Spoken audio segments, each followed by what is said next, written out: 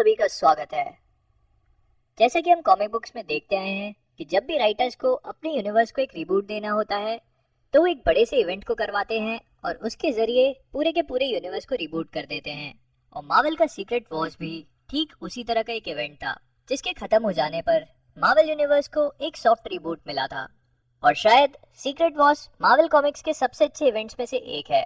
और आज से हम मार्वल के सीक्रेट वॉर्स को स्टार्ट करने वाले हैं। सीक्रेट वॉर दरअसल में एक बहुत ही बड़ी कहानी है और इसी वजह से मैं इसे कुछ छोटे छोटे पार्ट्स में कवर करने की कोशिश करूंगा। फैंटास्टिक फोर का हेडक्वार्टर्स, जहां पर फ्यूचर फाउंडेशन के मेंबर्स एक लाइफ राफ्ट को क्रिएट कर रहे थे और उनके पीछे एक घड़ी में किसी एक इवेंट के होने में 95 आवर्स रिमेनिंग थे। फ्यूचर फाउंडेशन का ही एक मेंबर जिसका नाम एलेक्स था, वो वेलेरिया रिचर्ड से कहता है कि जिस चीज को वो लोग बना रहे थे वो एक लाइफ राफ्ट ही थी ना। और वेलेरिया उससे कहती है कि हाँ वो एक लाइफ राफ्ट ही है। तो एलेक्स उससे कहता है कि पूरी दुनिया खत्म होने वाली थी और वो लोग एक लाइफ राफ्ट बनाकर कायरो की तरह वहां से भाग रहे थे। क्या ब्रिलियंट प्लान था। लेकिन तभी वहां पर मौजूद फ्रैंकलिन रिचर्ड उससे कहता है, ऐसा नहीं है एलेक्स, ऐसा बिल्कुल भी नहीं है। उन लोगों ने अपनी पूरी कोशिश करी। हमारे हीरोज ने इस पूरी दुनिया को बचाने के लिए अपना सब कुछ कुर्बान कर दिया, अपना सब कुछ।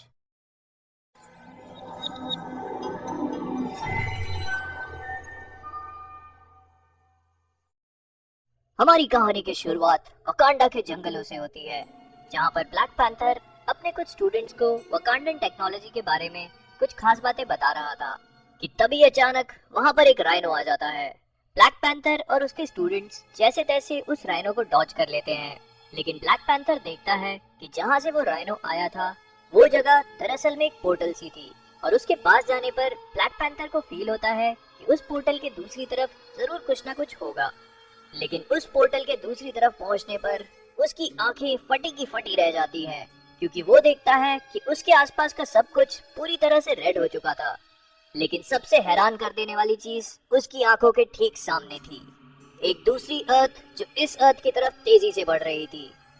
लेकिन इससे पहले कि तचाला कुछ भी समझ पाता, उस दूसरी अर्थ में से कुछ लोग वहां पर आकर उसके सामने खड़े हो जाते हैं और उन्हें लीड करने वाली औरत अपने आप को ब्लैक स्वान बताती है और उससे कहती है कि ये जो कुछ भी तचाला देख रहा था उसे एक इनकर्जन कहते हैं और अगर उन लोगों ने कुछ भी नहीं किया तो ये दोनों अर्थ्स आपस में टकराकर डिस्ट्रॉय हो जाएंगी। और इसी वजह से वो उन दोनों अर्थ्स में से एक अर्थ को डिस्ट्रॉय करने आई थी।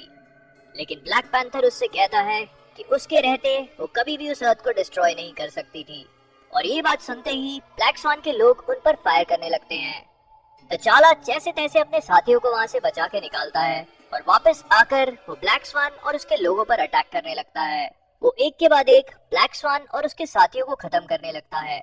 लेकिन इसी लड़ाई में अचानक ही ब्लैक स्वान का वेपन फायर हो जाता है और जिस अर्थ से ब्लैक स्वान आई थी वो अर्थ तचाला की आंखों के सामने पूरी तरह से डिस्ट्रॉय हो जाती है और अचानक ही उसके आसपास का एनवायरनमेंट अपने आप नॉर्मल हो जाता है।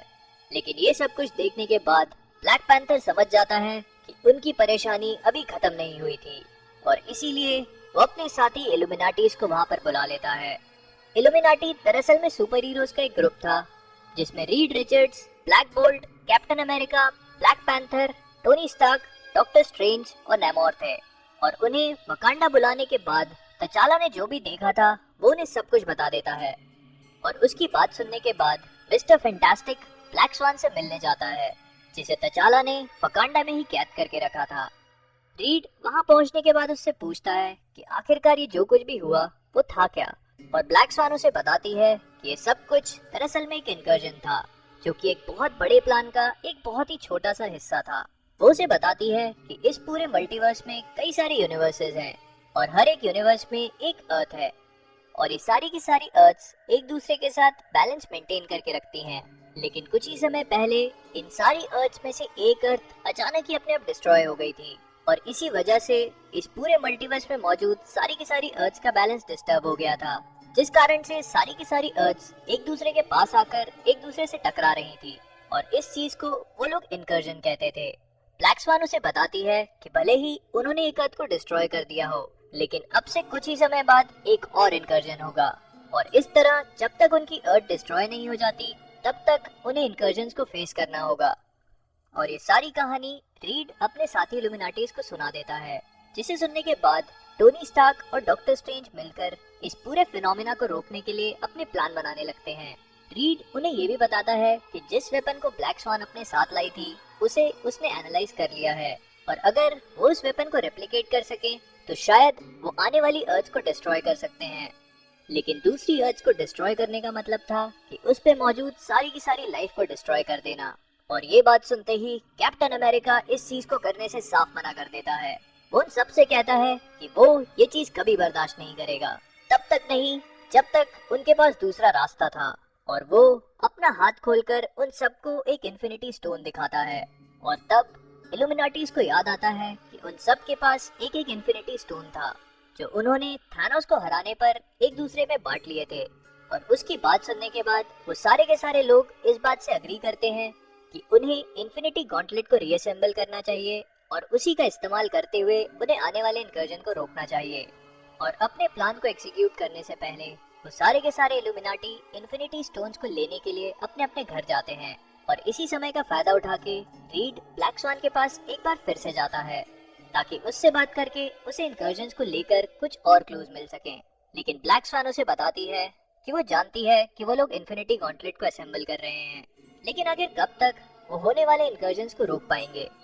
और इससे पहले कि रीड उसकी इस बात का कुछ भी जवाब दे पाता या उस बारे में कुछ भी सोच पाता, अचानक ही उसके रडार्स पर ये मैसेज आने लगता है कि एक और इनकर्जन हो रहा है।